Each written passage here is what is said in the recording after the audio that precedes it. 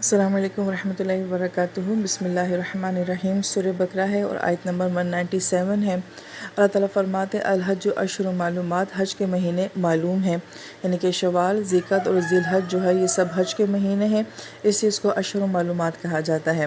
فمن فرض فیہن الحج، پس ان مہینوں میں جس کے اوپر حج فرض ہو جاتا ہے، فلا رفث، تو وہ رفث نہیں کرے گا۔ رفث کا لفظ جو آتا ہے یہ میاں بیوی کے درمیان میں کسی بھی قسم کے رومانوی یا جنسی تعلقات کے لیے آتا ہے، لہٰذا حج کے مہینے میں اس قسم کی بات چیت، اس قسم کا کوئی عمل جو ہے وہ میاں بیوی کے درمیان میں نہیں ہوگا۔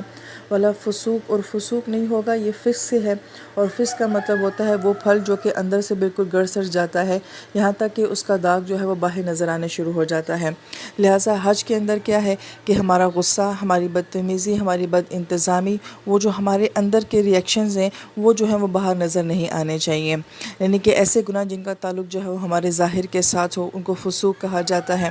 ولا جدال فی الحج، اور حج میں جو ہے وہ جدال نہیں کرنا۔ جدال کا ایک معنی تو ظاہری معنی جھگڑا ہوتا ہے کہ یہاں پہ جھگڑا نہیں کرنا کسی بھی بات کے اوپر،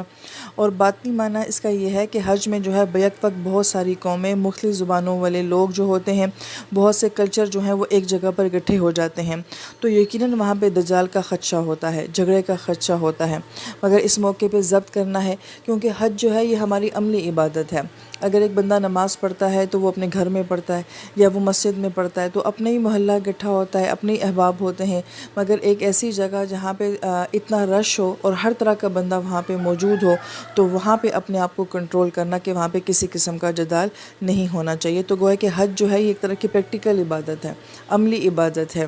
وما تفعلوا من خیر یعلمہ اللہ، اور جو نیکی بھی تم کرتے ہو اللہ تعالیٰ کی ذات اس کو جانتی ہے، یعنی کہ تمہاری نیکیاں جو ہیں وہ لوگوں کو بتانے کی ضرورت نہیں ہے کہ ہم نے کیسا حج کیا، ہم نے کیسا طواف کیا، ہم نے وہاں پہ اتنے عمرے کیے، تمہاری نیکیاں اللہ بہتر جانتے ہیں۔ وتزودوا، اور پھر تم زیادہ راہ اختیار کرو۔ یہ تزودوا کا لفظ جو ہے یہ زیادہ سے ہے، اور زیادہ کا مطلب ہوتا ہے سامان میں کچھ ایکسٹرا اپنے ساتھ لے کر جانا، کہ جو چیزیں ضروری ہوتی ہیں اس سے کچھ زیادہ ہم لے کر جاتے ہیں۔ مثلا ہم کہتے ہیں سفر میں جا رہے ہیں تو کوئی تھوڑا پیسہ زیادہ لے کے جاتے ہیں، یا ہم جو ہے وہ کھانے کا سامان زیادہ لے کر جاتے ہیں، تو اپنی زاد راہ کا جو ہے وہ خیال رکھنا ہے۔ فَإِنَّ خَيْرَ الزَّادِ التَّقْوَىٰ، اور بہترین زاد راہ جو ہے وہ تقویٰ ہے۔ تو یہاں پہ تقویٰ کا کیا معنی ہوگا حج کے ساتھ؟ ایک اس کا ظاہری معنی ہوگا کہ دوران سفر جو ہے ہمیں اپنے سامان کی حفاظت کرنی ہے، اپنا پاسپورٹ دیکھنا ہے، اپنا پیسہ دیکھنا ہے، ہر طرح کی جو بھی پریکاشنز ہوتی ہیں وہ ہمیں لازمی دیکھنی چاہیے، اس معاملے میں غافل نہیں ہونا چاہیے۔ ایک سمجھدار اور عقل مند انسان جو ہوتا ہے وہ اپنے سفر کو پہلے سے پلان کرتا ہے، اس کی ساری تیاری پہلے سے کر لیتا ہے،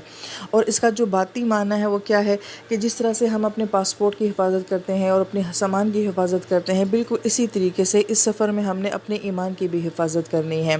اور پھر اللہ نے فرمایا کہ وَاتَّقُونِ یا اولی الالباب، اور اے عقل والو تم تقوی اختیار کرو۔ تو یہاں پہ خاص طور پہ عقل والوں کو کہہ کے جو ہے وہ تقوی اختیار کرنے کو کہا گیا ہے، اور جو الباب لفظ ہے یہ لب سے ہے۔ لب جو ہوتا ہے وہ کسی چیز کا مادہ، کسی چیز کا ایسنس ہوتا ہے، لیکن اس کا اگر سلیس ترجمہ دیکھا جائے تو اولو الالباب ایک ایسے ذہن کو کہا جاتا ہے کہ جو بہت پرسکون ذہن ہوتا ہے، جس میں کسی قسم کا کوئی انتشار نہیں ہوتا، کوئی ڈسٹریکشن جو ہے وہ اس کے ذہن میں نہیں ہوتی ہے۔ لہٰذا جو ذہن جتنا زیادہ پرسکون ہوگا وہ اتنا ہی زیادہ جو ہے وہ تقوی اختیار کر سکتا ہے۔ تو گویا کہ عقل کا اور تقوی کا آپس میں بڑا گہرا تعلق ہے۔ ایک پرسکون ذہن جتنا خوبصورت تقوی سمجھ سکتا ہے، وہ ایک انتشار والا ذہن، پریشان ذہن نہیں سمجھ سکتا۔ اور پھر ان دونوں اعمال کا، یعنی کہ پرسکون ذہن اور تقوی کا جو ہے وہ حج کے سفر کے ساتھ بڑا گہرا تعلق ہے، کہ جب انسان سفر میں ہو تو اس کی عقل بھی اس کے ساتھ ہو اور اس کا تقوی بھی اس کے ساتھ ہو۔